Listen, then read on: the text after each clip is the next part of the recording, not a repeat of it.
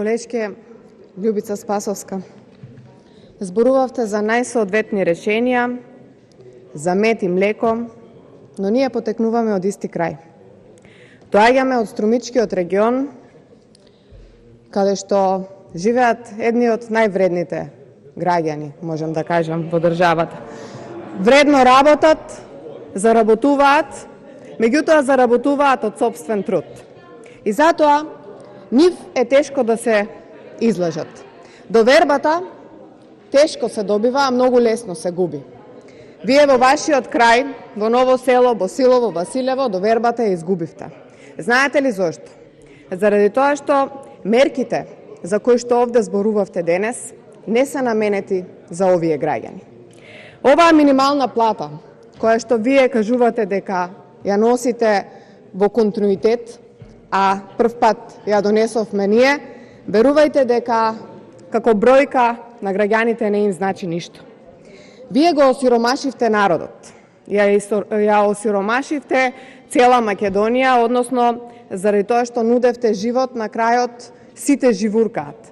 Знаете ли, граѓаните на Ново село, Босилово и Василево одат во Струмица да пазарат по големите маркети. И знаете ли како пазарат во ваше време? Пазарат по неколку производи кои што ги имаат напишано на список, заради тоа што пазарањето во корпи веќе е луксус. 18.000 денари минимална плата не се доволно. Потребни се многу повеќе, но исто време потребно е да се покачат платите во сите сектори.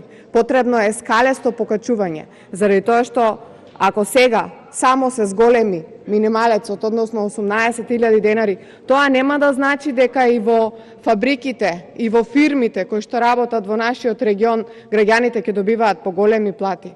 Не. Работодавачите се ставени на ваква ситуација што ќе мораат или да отпуштаат, или во исто време да ги стават на пола работно време. Свесни ли сте дека во изминатиот период не донесовте конкретни мерки со кои што ќе се поттикне вработувањето во приватниот сектор? Еве, например, за илустрација, за тоа што зборувавте за вработеноста, ќе ви речам дека речиси половина или 45,4 од новите вработени во време на СДСМ се во јавниот сектор.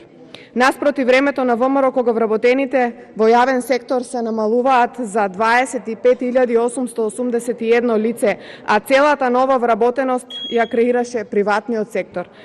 Вие не знаевте да креирате вработеност во приватниот сектор, го зголемивте само вработувањето во јавниот сектор, а тоа што требаше да им го кажете денес на граѓаните е дека со оваа ваша мерка сите вработени во јавниот сектор од први нема да добијат повисоки плати.